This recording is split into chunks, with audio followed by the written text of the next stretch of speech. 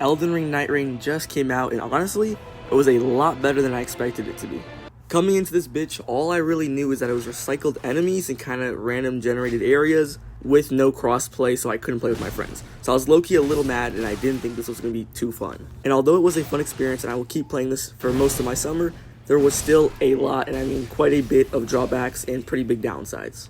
But before we get into that, please make sure to like and subscribe if you like these type of videos. And now let's just get into my little critique or review, or whatever you want to call it. But actually, before we get into that, I just want to give a quick overview, like very short summary of what Elden Ring NightReign is. So if you've ever played Elden Ring, you kind of can already tell what this is going to be. But it's just like the same formula, same combat system, but you can choose characters going into these missions that have special abilities. And it's like a 40-ish, 30-ish minute match where you have to survive 3 days and fight a really hard boss at the end of it.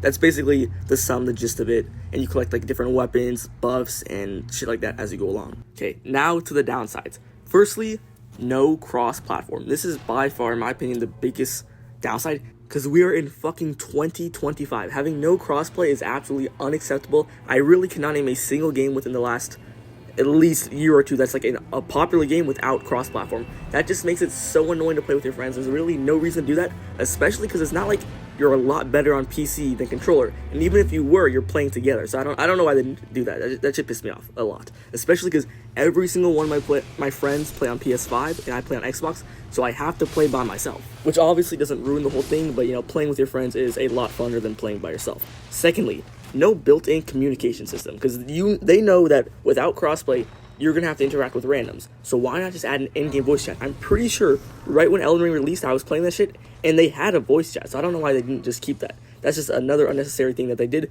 These two things were very easy fixes that would have just been 100% positive. There was no reason for them not to add these two things. Next is how much it's focused on trios. Like, trios is such an odd number. Like, I get duos, I get squads, but it's not even that. Even if they just had it only duos, I would still be kind of annoyed. Like, why not just do duos, solos, squads, trios, but it just scales based off that? I feel like there's no reason not to do that, because if you don't like that, just don't play that game mode. I also think the bosses have too much HP. Yes, I know that it is a 3 versus 1, but like, dude, fights take like 5 to 10 minutes at a minimum. Every single fight just gets so dragged on, and it kind of starts to feel like a chore at some point, or like to some degree. And not only that, but they nerf your damage a lot. Like, you're doing like 50 to 100 damage a hit with a boss that has like at least 10k or some shit. It's just, it takes too long, bro. Now, on to the positives, because there's a lot more than I thought. Because coming into this, I didn't think there were going to be that many negatives, but I didn't really think there were going to be that many positives either. I know it is an Elden Ring game, and since it is an Elden Ring / Souls-like, the combat is going to be absolutely flourishing here. Flourishing, I think that's how you say it, like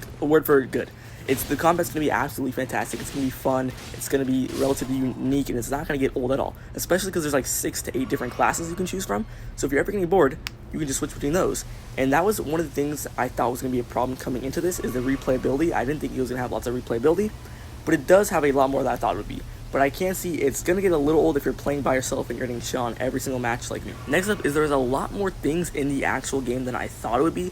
Like, there's these currencies you get after playing around, depending on how good you do, and you can use that to either, like, I'm pretty sure, buy skins for your character, or just like buy buffs and shit. And you also get buffs after a round that you can apply to the characters to make them start with like 1 more health, which is honestly really helpful, considering this game is pretty difficult, and to be able to understand or just know that you're actually getting stronger each time, you're gonna have a better chance each time, it gives you a lot more hope, and it makes you want to play more. Another thing that makes you want to play more is things being locked till you kill certain Night Lords, or just till you kill enough. Like, you have to kill that one first Night Lord to either, well, to unlock the rest of them to fight, and to unlock a character, I'm pretty sure. Some shit like that. After you kill the second Night Lord, you unlock skins and shit. It's just like, it encourages you to keep playing, it makes you want to keep playing, and it makes it feel refreshing and new to keep playing. I'm also very 50-50 on the bosses. The Night Lord bosses, or whatever you want to call them, they're all unique and they're all pretty cool. But like 90% of the bosses, well, obviously there's no new bosses in the regular thing. Like, besides the Night Lord, I'm pretty sure all bosses are recycled, which is pretty annoying. But the main annoying part of that is that they're not like fun. They're not fun recycled bosses. If you're gonna recycle bosses and kind of be uncreative and just toss something in there, make it a good boss. Like, I'm fighting just regular enemies, boring ass things, like just boss fights that aren't fun. Like, no dragon fights are really that fun. So I kind of dislike how they just toss a lot of dragons in there, magworms and shit like that, because those aren't really fun fights. Like, at least toss some cool fights in there, because there's a lot of fun regular mini bosses in Elden Ring. And I'm pretty sure they are having bosses from the Dark Souls series, which I don't mind at all. I mean, honestly, I think that's kind of fun. It's a good way for them not have to spend a lot of time making new bosses while also giving us, a little treat. I think it's a win-win for both of us, but I haven't run into any of those bosses, and I would much rather run into one of those bosses instead of one of those recycled, boring Elden Ring mini bosses. Now, do I think you should buy this game? It really depends how much of a Souls fan that you are. If this is your first Souls game, definitely do not buy this game, because it's probably one of the hardest. Actually, I'd say for me, it's definitely the hardest because of the teammates you have to deal with. If everyone on your team is pretty decent, I'd say it's really not that hard. But yeah, and just also, $40 for this, I would definitely buy it because I love the Souls series, but if you're not a super hard fanatic for that, I don't know, because it's really just recycled shit from Elden Ring. So I am just a little bad that they could have had such easy fixes like the crossplay. Like, that's something that there's no risk. No one's gonna dislike you adding crossplay. At least just have a setting where you can enable or disable it. Like, there's just so many things like that that could have been easily fixed, and like the trio thing that would have made this game so much better. And it's like such an easy fix. There's no reason not to do that. See, that's kind of making me a little grumpy right now, but obviously since it is a Souls-like game, this is a really fun game. I'm gonna have a great time after filming this. I'm gonna go play it, and I'm gonna have a great time. Okay, I was about to end the video off there, but then I realized I was only at 6 minutes, and I actually do have a couple more things to talk about, and that is the kind of events and shit that happens within whatever area the game's called. But yeah, like, enemies will kind of just fly out of the sky sometimes. Margaret will come and hunt you down, and there's just fun events like this that aren't necessarily game-changing, but it is definitely refreshing, and yeah, it's just a fun thing to look forward to. Next, I want to talk about upgrading. I don't really like how you can upgrade weapons. I'm pretty sure you can only upgrade them twice, so it's not like a huge thing you have to worry about, but I've not found a single upgrade shard, and I feel like with how rushed you are, I feel like I'm always running out of time trying to get level ups fast enough, and I can't get that fast enough, so having to worry about weapons, it's kind of annoying. I don't really feel like there was a need for that, especially because I'm pretty sure that you like get more damage within just leveling up at the Graces in general. I also do like how, in a sense, there's a decent bit of strategy involved, especially if you are playing with people, like a squad, because you guys can choose certain ops that, not contradict, the opposite of contradict, but they help each other, like, they'll support each other.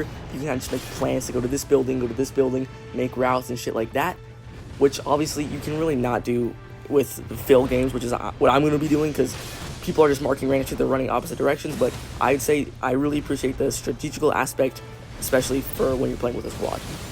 But I do feel like, with all that I've said, this game is going to get relatively old relatively fast, because you're not doing a whole lot of different stuff. Like, the events are all pretty similar. The events don't really even happen that often.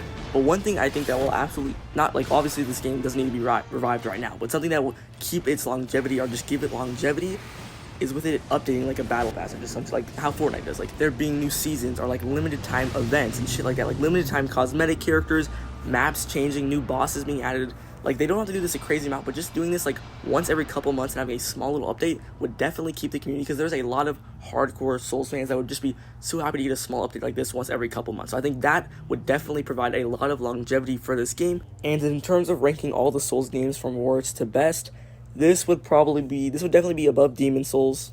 And low-key, it just might be right above Demon Souls in that number 7 spot, I'm pretty sure. But this game could low-key be one of my favorites with those consistent updates and just more content. It could be super good, considering it has what everybody wants: online co-op, like a good online system. Well, the online system kind of sucks, but if they had a good online system and Souls game combat, this game would be absolutely unstoppable. And that is about it for my little critique. It wasn't that in-depth. It was nothing crazy. It was just my calm little reviews after like playing it for like 3 hours. So yeah, if you enjoyed this video, make sure to like and subscribe. Also, let me know in the comments your ideas, thoughts, and opinions. What you want to see added into this game, any changes, anything you don't like. So yeah, just let me know what you think, any thoughts, ideas, and sparks that this video provokes. Let me know in the comments. See you in the next one.